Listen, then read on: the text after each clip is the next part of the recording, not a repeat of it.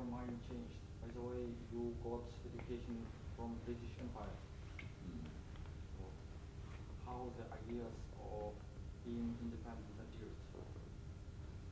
Well, the British were ruling us, and of course they improved the administration and the British rule, but they look down upon us. They think that Malays are no good people, Malays are lazy, Malays cannot do anything. So they bring in Indians and Chinese into the country to do the work for them, because they see the Malays cannot do. That I get very angry when people say that I cannot do, I can do. So that's why under British rule, on the one hand, I admire their organization, their government, but I feel angry that they should look down upon. From the time Malays people characteristic changed, their mindset. You said British Empire thought that Malays were lazy, not very educated, so on.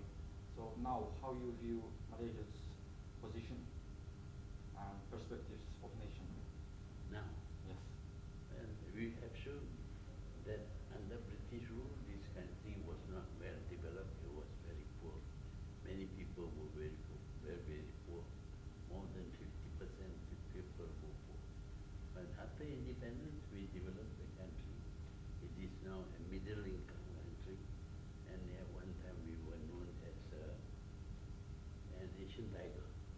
So the situation has raged.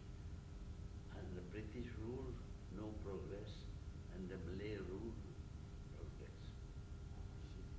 So how you organized and gave a team? So before ruling, you need to team who supports you, your administration. So anybody helped you to guide in this process? No, not anybody, but actually, I read history, I read about other countries, and then later on I had an opportunity to visit many countries, and among the countries I visited was Japan, and I saw Japan was a very good country, and I thought that we can do what the Japanese can do. So we use Japan as a model, and we have a policy called the Look East policy. Look at Japan, Korea, China, Taiwan, and by comparison with Europe, Europe was not a good model, because they were always fighting. They like wars, they kill people, they oppress people, they conquer countries, they kill the inhabitants. Like in America, America belongs to the Red Indians, but they went and they killed all the Red Indians. Now almost no more Red Indian genocide. So that is not a good model. This is a good model. So it reminds me Kazakh history. We had a same events such as being colonial country, being independent, and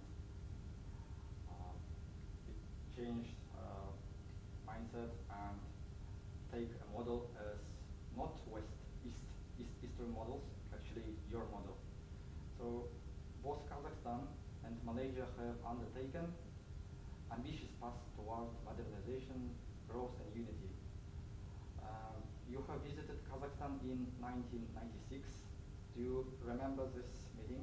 Yes. So, what were your initial impression of this nation, and now, almost 30 years later, what do you think about Kazakhstan's position? I first visited the old capital, Ulaanbaatar,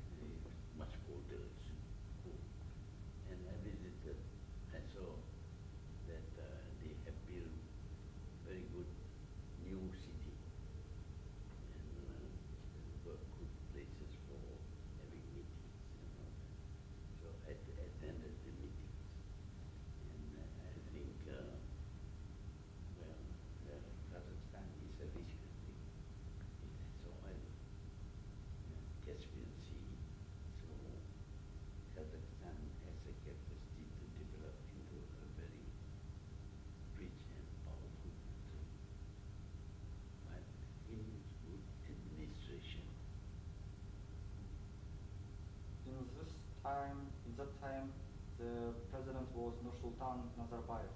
So what do you think about his leadership? Well,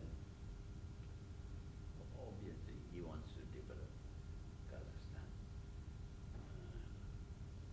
The new capital is Almaty. Yes, it was Almaty. Yeah. And he wants to be a good independent country, to develop the country, and to, well, in a way he has succeeded in improving the quality of life, the wealth of the country, as compared to the time when you were still under Russian influence. So did you find any mutual philosophy of seeing and viewing? Yeah, I think we both believe in the same thing, that we need that the poor countries should be given a chance to develop and to be independent. Oh, I see. Nowadays, Kazakh people are suing our first president because he ruled our country for almost 30 years. So they said that nothing changed. By the way, what do you think about it? Well, we shouldn't rule a country for too long. I was here, and when I reached 21 years, I thought that's good enough. And although there were still a lot of things to be done, but I thought that I must give way to younger people to take over. So the years, I think, is a little bit too long. But also, if you are capable and you're doing good work, it doesn't matter if you stay longer. But you must deliver.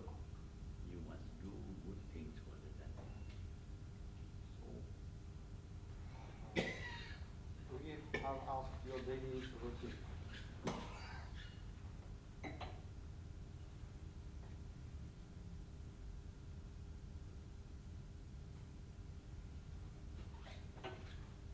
We asked you about the daily routine. So during your leadership, how was your daily routine? During your being prime minister, how your morning started and ends? Morning. Yes. And like any ordinary time cut up early in the morning, was 6:30 or 7 o'clock. Bathe, do some exercise, and my breakfast. That's all. Oh, understood.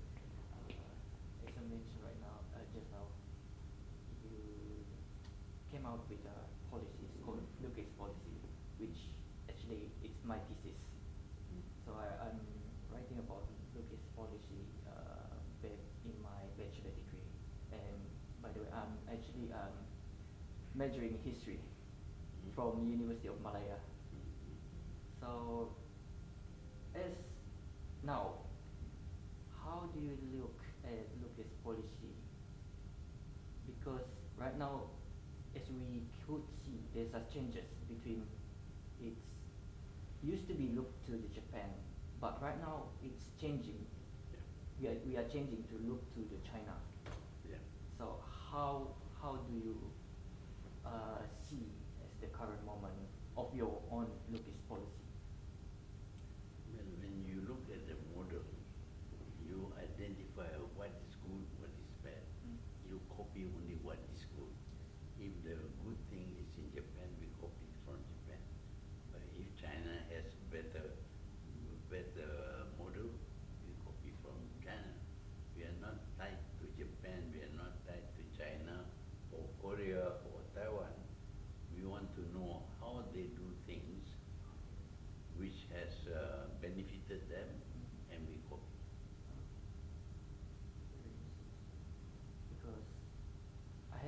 to Japan. Actually. I studied in Japan during my exchange program for 1 year. So as far I can see Japan, the society currently is quite collapsing due to maybe their old side. So how do you think the society of Japan currently, is it still valid to implement the locust policy into our own people? Well, when we were looking at Japan, at that time China was still very backward. Yes. But now China has developed. Korea also has developed. And to a certain extent they have overtaken Japan. But I believe the Japanese can overcome their problems and become better in the future. In the development of nation, there are peaks and there are troughs. So it happens to every country. At the moment, the Japanese are at the lower end, but already in terms of medicine, in terms of research, they are very far ahead of Yes, other countries. absolutely, yeah. And as you develop this locust policy, actually, when we try to implement into our own people, I do agree that we have the 5S, right? And then Malaysia, as Malaysian, we add one more, which is saya. And I do believe when Malaysian implement one more S, which is saya, it means I, in bahasa Melayu, right? I could see that this saya is actually not implemented in the Japanese. So they are lacking of This what? saya. Oh, you. Yeah. When Japan develop 5S, right, they call it. She says said or something like that. And then when it comes to Malaysia, we add one more, which is saya. Saya means I. So it's like we are appreciate to our own self. But Japan is quite different. Instead of appreciating to their own self, it's more like to the organization. So I found that this is what lacking to Japan currently, because they are society that how to say, the karoshi things, which they are too focusing on not belonging to them, but it's to the society. What do you think? What do you think in this matter? We should think of ourselves, but we also must think about the society in which we live. Whatever benefit you have because society provides it. Without society on your own, you can do nothing. See, so you must be grateful to society. That is why we want people to love their own country. And because you love your country, you work not only for yourself but also for the country. But not exclusively for the country and not yourself. Of course, Japanese are different. Japanese, they are working for the country. If they fail, they kill themselves. Yes, yeah. So I have a question. Kazakhstan and Malaysia's history are same as I reminded.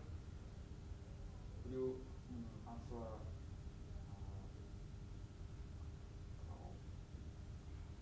What's the question?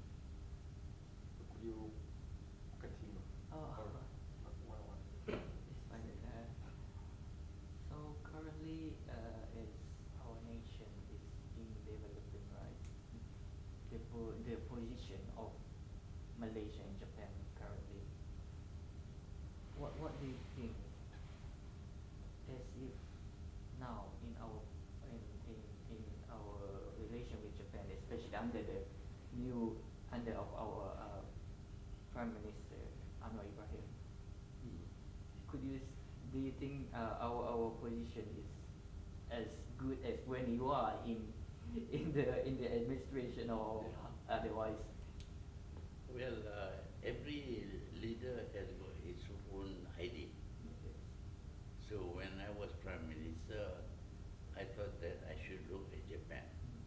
So we introduced the Look East policy.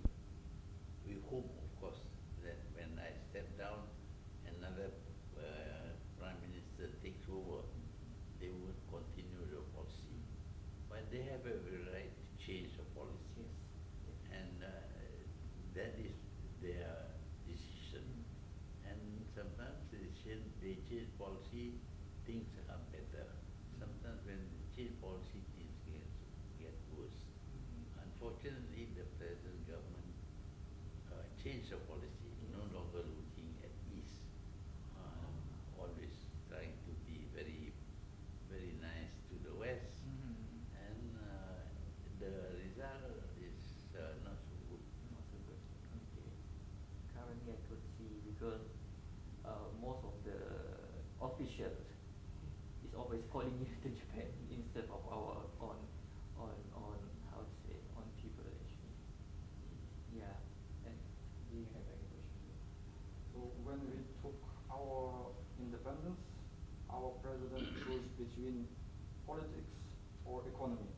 So he chose first to develop economy, then politics. So what do you think about it? Or he should take in both balance between them? Well, you have a choice, and he had a choice. He can either have a very democratic country system, but democracy is not a very easy way. There are too many people, different forces. Even the government cannot rule properly because you elect the government, the people demonstrate in the street. So the government is not able to do what it plans to do. But in an autocratic system, the people doesn't get in the way of development. But if the autocratic system is led by a person who is very patriotic, who loves his country, who wants to work for his people, then I think autocracy is the best. But most cases, autocracy eventually ends up with corruption, too much power. See, power corrupts. So that is why in Malaysia we chose democracy. We chose democracy. We have changes of the government, and the changes are done peacefully, just through election. And we have had good leaders, we have bad leaders. Of course, when we have bad leaders, strictly speaking, we can change, but it's not so easy to change. Currently, lots of people are not happy with the government, but there is very little they can do to change the government. Kazakhstan and Malaysia are multicultural countries. So when we took our independence in our country, were more than 100 ethnics. So what policies should be done to make country stable and sustainable? Yeah. Well, in the case of Malaysia, we are